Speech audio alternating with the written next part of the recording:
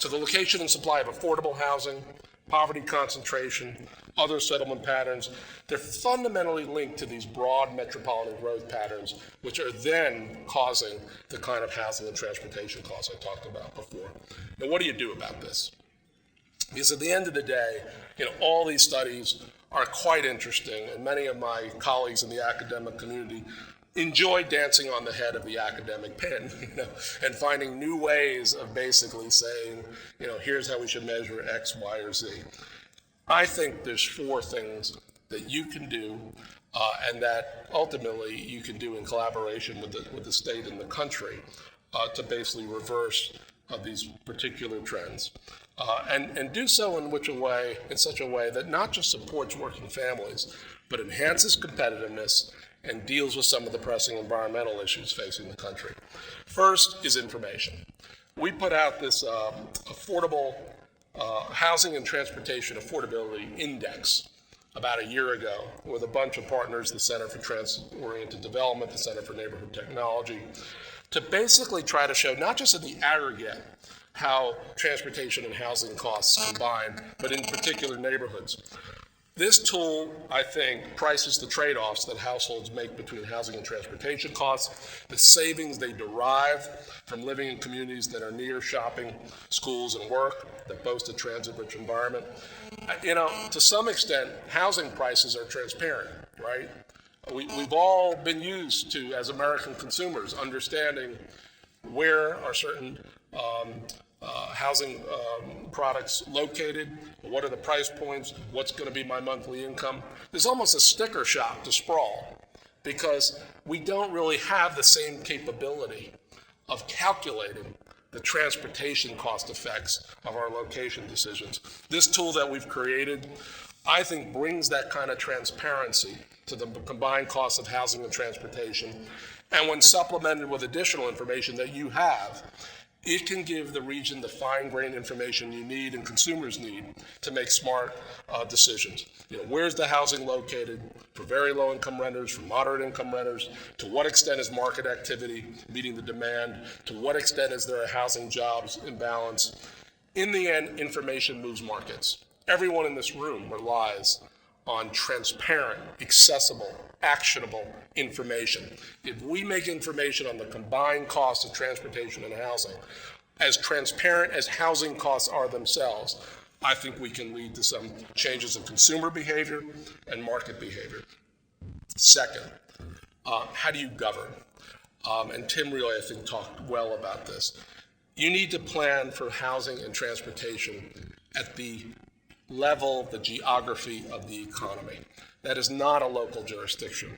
That is the broader metropolitan and regional level. Now, during the 1990s, in a SMART Act, the federal government pushed down transportation planning and transportation decision-making to metropolitan planning organizations like MARC.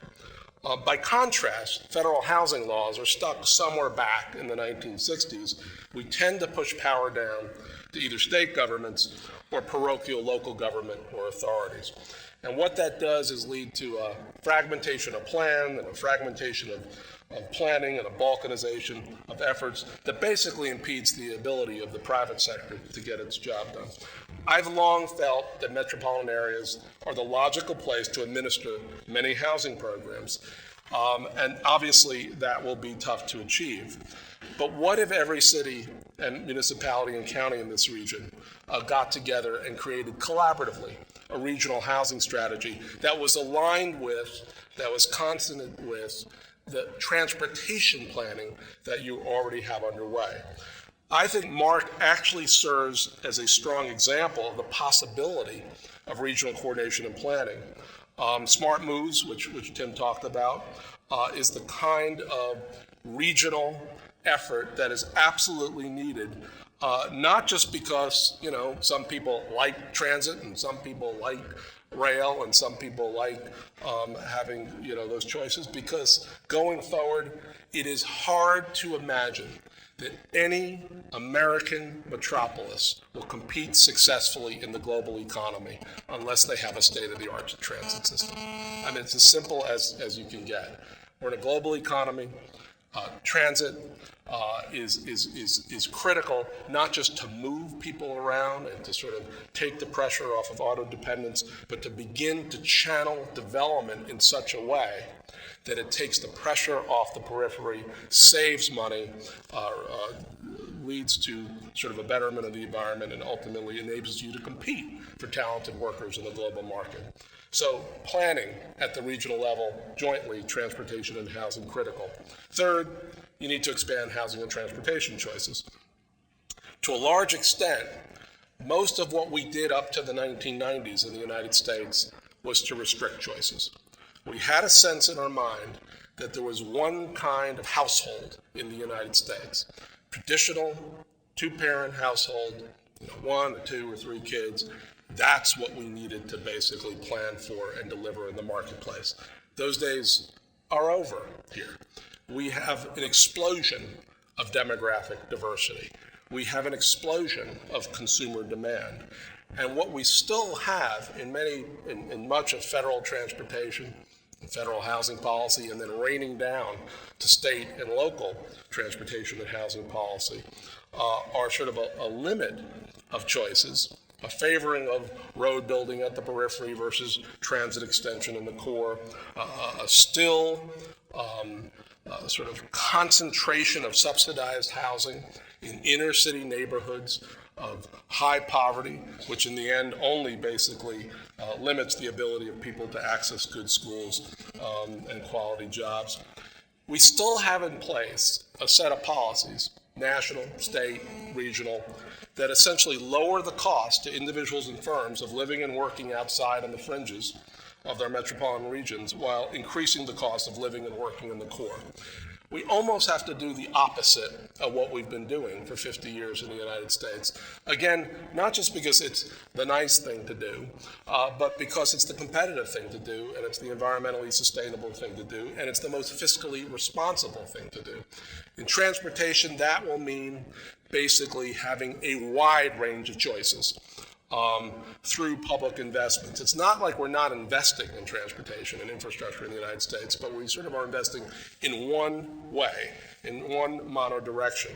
At the same time, we've got to completely overhaul housing policy so that we create more opportunities for moderate and middle class families in the cities and close-in suburbs, while creating more affordable workforce housing for low and moderate income families near the growing job centers.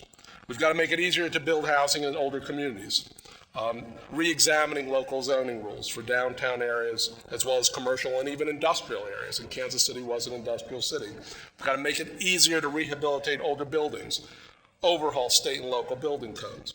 We've got to make it easier to renovate older homes, particularly in inner suburban communities. We've got to make it easier to increase densities. And states should permit, and I think localities should adopt, programs that allow transfer of development rights from greenfields to urban communities. We've got to make it easier to build workforce housing in fast-growing employment areas. And that means, ultimately, the adoption of inclusionary zoning ordinances that require a portion of any major subdivision developments to be affordable to low and moderate income renters. And we've got to make it easier to build subsidized housing in fast-growing areas. And that means rethinking the allocation of low-income housing tax credits and other federal and state programs. I am really happy you're going to Charlotte, because Charlotte, I think, is an example of a southeastern major metropolis that, one, is trying to integrate housing, transportation, and land use. Two, is putting an enormous amount of local money towards this. They've got a local trust fund, which actually exceeds the amount of funding they get from the federal government for affordable housing. And third, are finding new vehicles, nonprofit and for-profit, to deliver a very different kind of mix of economically integrated and mixed income housing. I think there's a lot to learn from Charlotte.